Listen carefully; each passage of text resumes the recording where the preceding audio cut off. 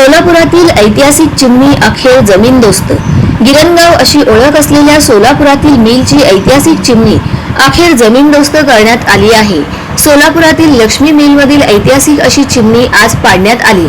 अंतरिक्ष इन्फ्राकॉन या कंपनीच्या मालकी असलेल्या जागेतील ही चिमणी धोकादायक असल्याचा अहवाल सोलापूर महापालिकेने दिला होता। त्यानंतर खासगी कंपनीतर्फे ही चिमणी पाडण्यात आली।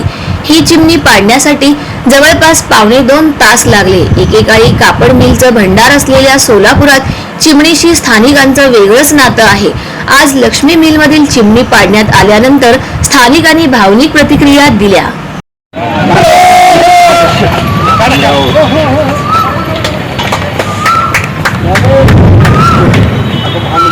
झालेला आहे मी काय फोटो मी काढत आहे